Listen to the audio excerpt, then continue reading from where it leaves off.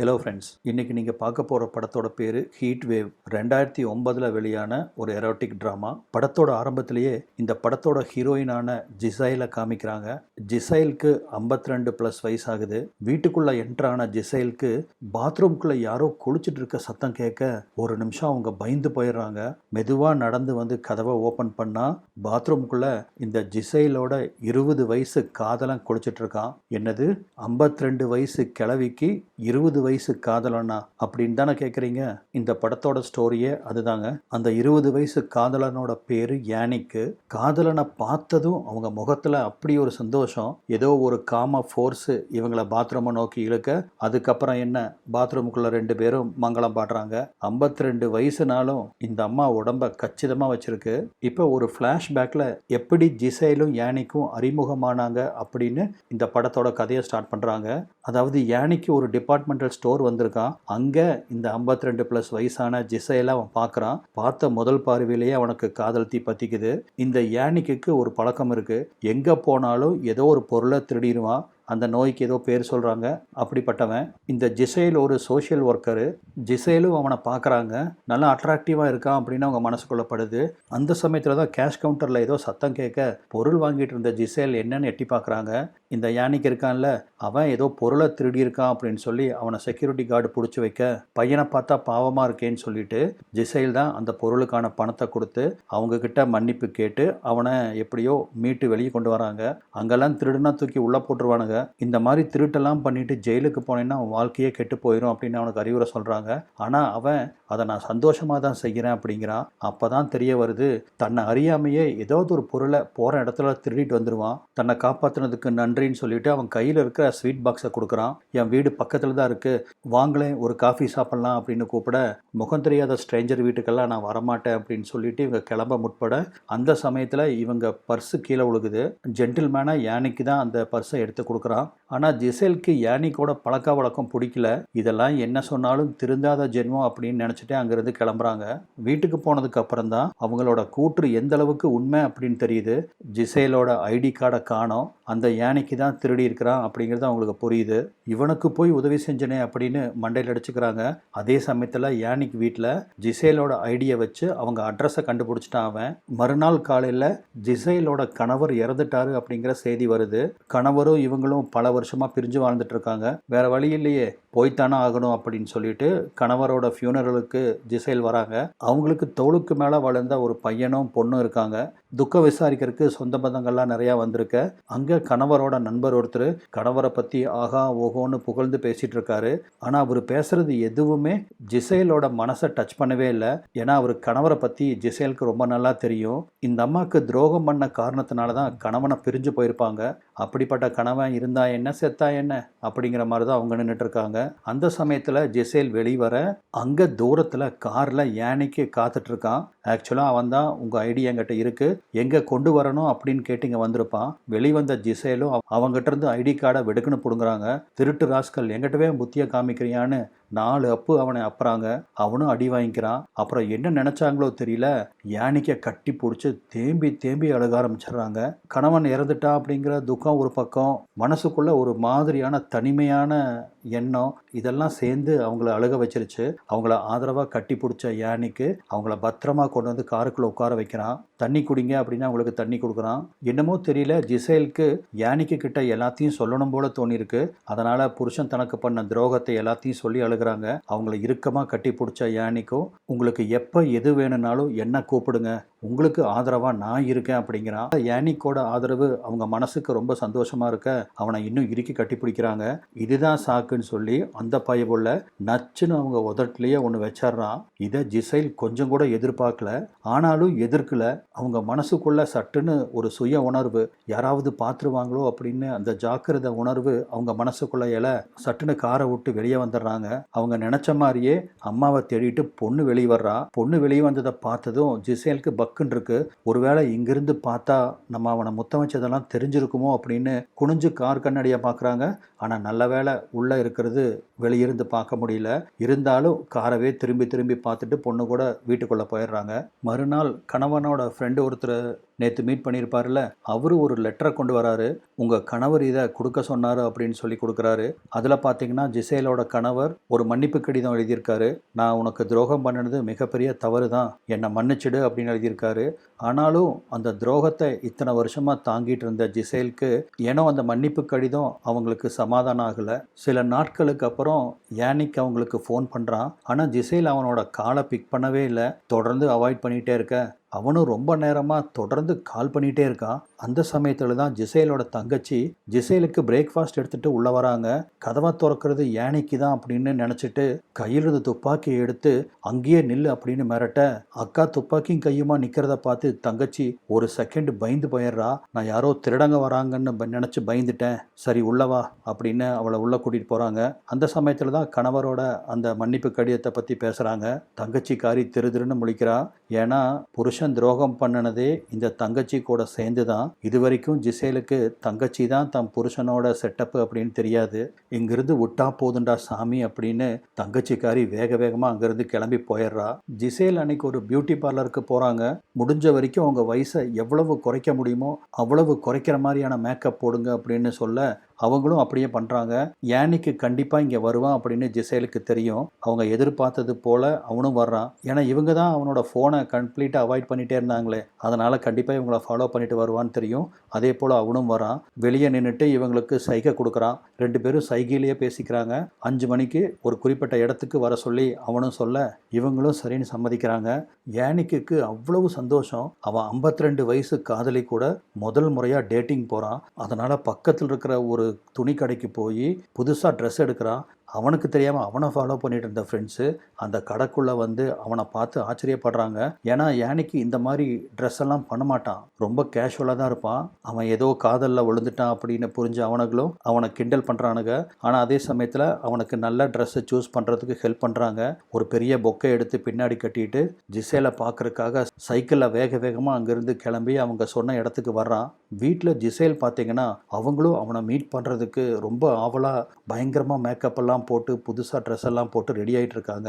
ஆனால் ஜிசேலுக்கு தங்கச்சி வீட்டில் ஒரு வேலை இருக்குது. அதனால் அங்கே வீட்டுக்கு வந்தால் தங்கச்சி இல்லை, தங்கச்சியோட வீட்டுக்காரரான ஜார்ஜ் தான் இருக்கார்.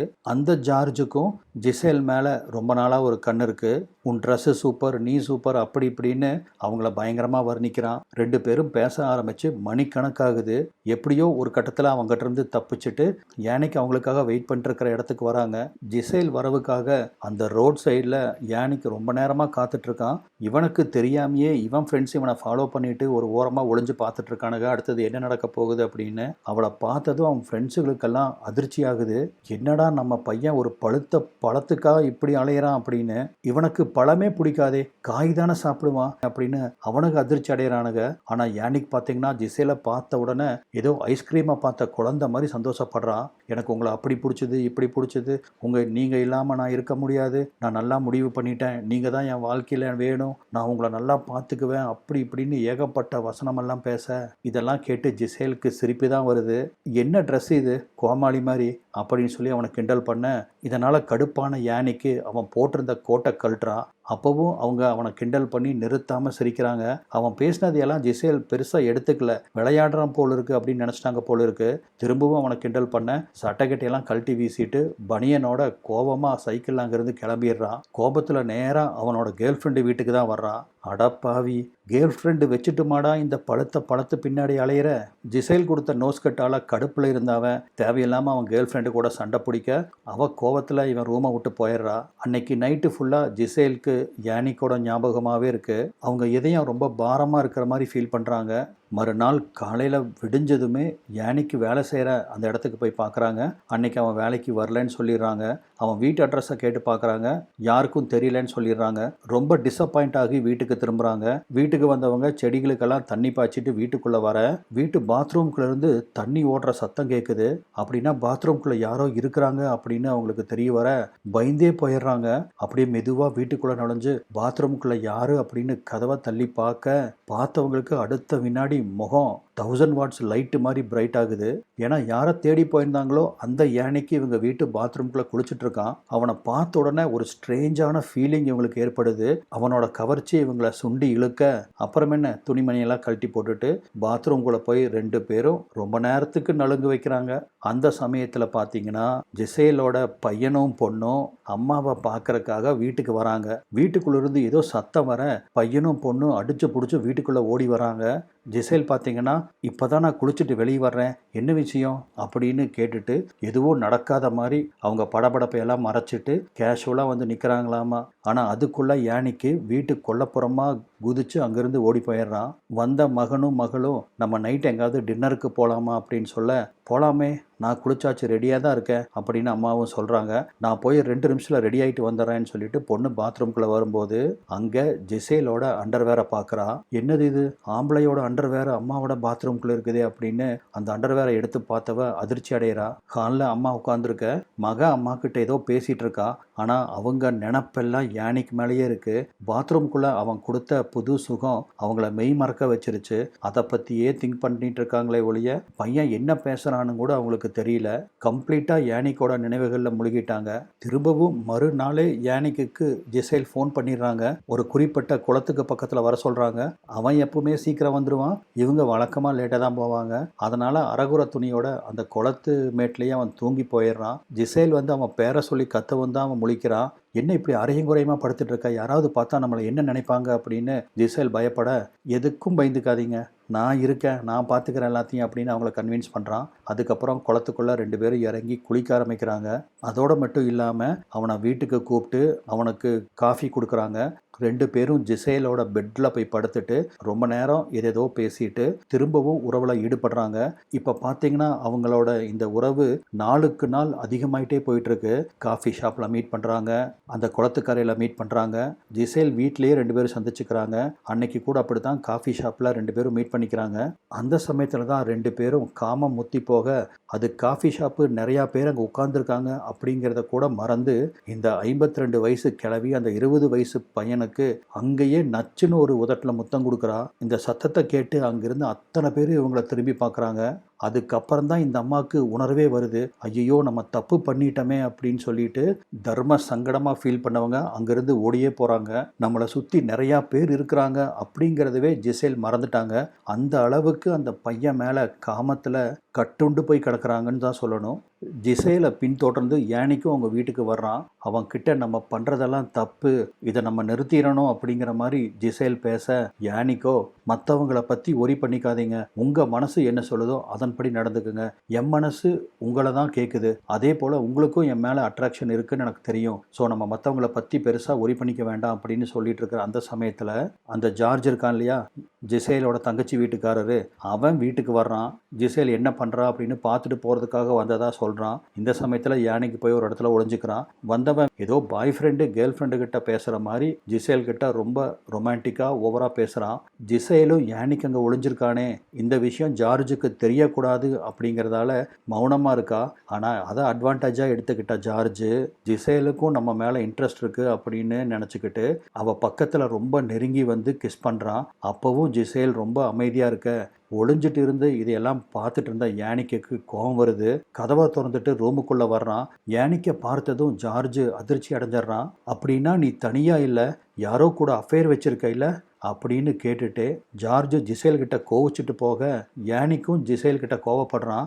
எவ்வளவு நெஞ்சழுத்தம் இருந்தா என் முன்னாடியே இன்னொருத்தனுக்கு நீ மொத்தம் வச்சிட்டு இருப்ப அப்படின்னு கோவப்பட, இந்த சூழ்நிலையை எப்படி இவனுக்கு சொல்லி விளக்குறதுன்னு தெரியாம இப்பவும் ஜிசேல் மௌனமாக தான் நிற்க, ஜிசேல் தனக்கு துரோகம் பண்ணிட்டா அப்படின்னு அழுது புலம்புனபடியே யானிக்கு அவள் வீட்டை விட்டு கிளம்ப ஆரம்பிக்க, சரியா அந்த சமயத்தில் பெரிய மழை பெய்யுது. அந்த மழையிலேயே வெறுத்து போய் யானிக்கு நடந்து போகிறான். மறுநாள் ஜிசேல் திரும்பவும் அந்த ஜார்ஜை போய் சந்திக்கிறா. அப்பதான் ஜார்ஜும் நடந்தது எல்லாம் அவங்ககிட்ட சொல்லவும், ஜார்ஜும் அந்த யானிக்கு உன்னை யூஸ் பண்ணிக்கிறான், இது கூடவா உனக்கு புரியல, அவன் சின்ன பையன், அவன் வயசு பொண்ணை நாளைக்கே அவன் பார்த்தாலும் உன்னை நடுத்தருவில் நிறுத்திட்டு போயிடுவான், உன் வயசுக்கு ஏற்ற மாதிரியான ஆளை பார்க்குறதா பெஸ்ட்டு அப்படிங்கிறான். அவனை மனசில் வச்சுட்டு இங்கே பார்த்தீங்கன்னா பிரேக்கப் ஆனதுக்கப்புறம் யானிக்கு பைத்தியக்காரனாட்டா சுற்றிட்டு இருக்கான்.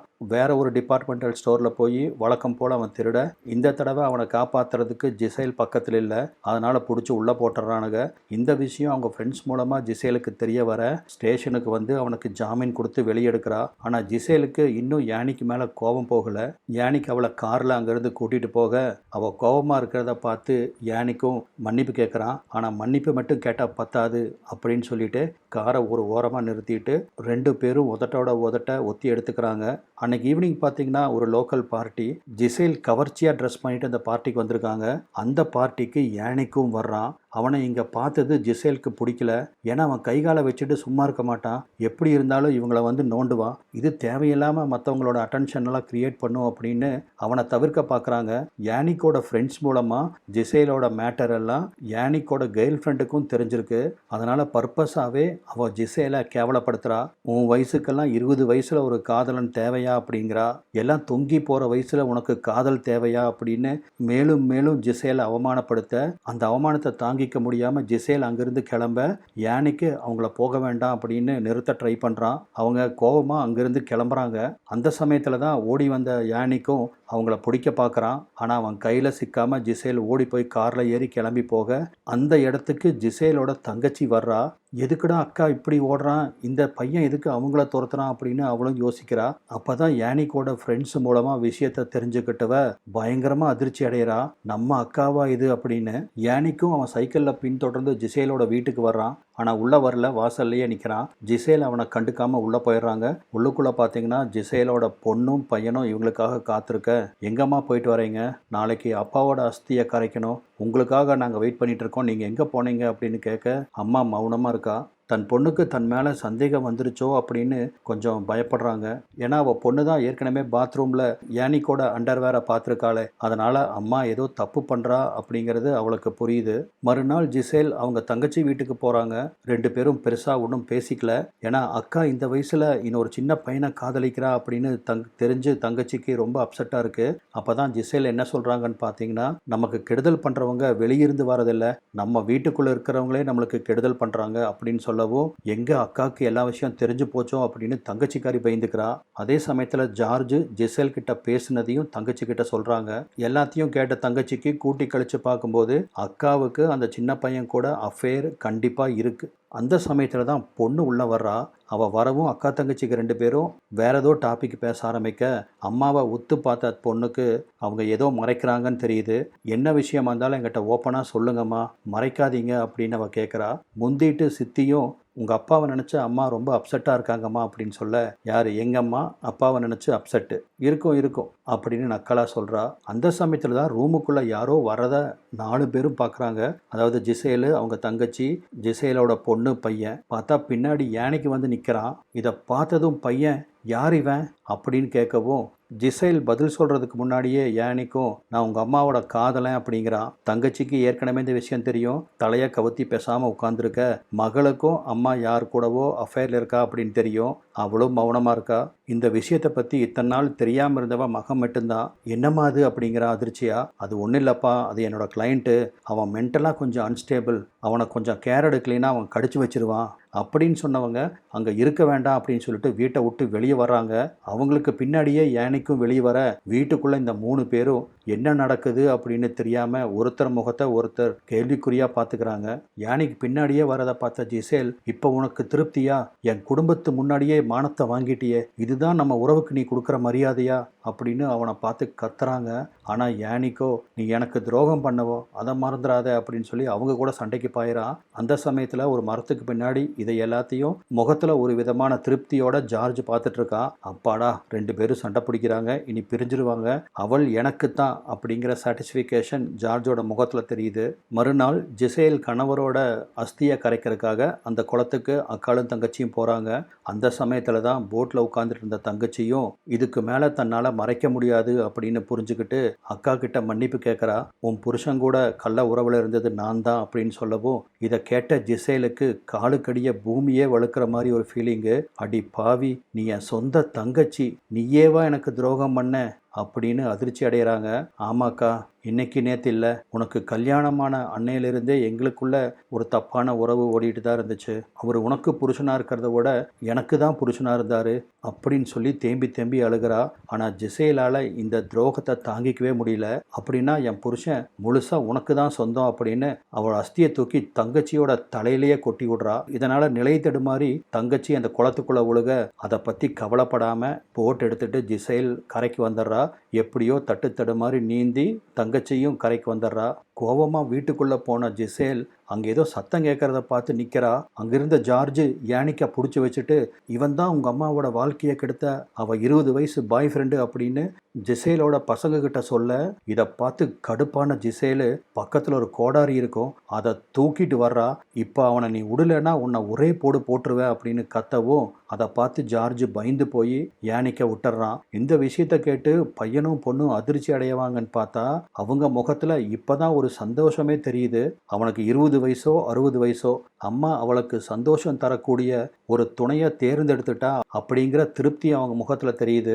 அப்புறம் என்ன, வா என் கூட அப்படின்னு ஜிசேல் யானிக்க கூப்பிடுறா. அவங்களோட பாஸ்ட் லைஃப்பை அந்த ஊர்லேயே விட்டுட்டு ஒரு லாங் ஜேர்னி போகிறாங்க. இனி எனக்கு நீ உனக்கு நான் அப்படின்னு சொல்லி சிரிக்கிறாங்க. இதோட இந்த படம் முடியுது. 52 வயசு கிளவியை கூப்பிட்டு போய் இந்த பையன் எத்தனை நாளைக்கு தான் சந்தோஷமாக இருந்துட முடியும்? பெரிய கேள்விக்குறி தான். இது நடைமுறை சாத்தியமா? நீங்கள் என்ன நினைக்கிறீங்க அப்படிங்கிறத கமெண்ட்டில் தெரிவிங்க. வீடியோ பார்த்ததுக்கு நன்றி.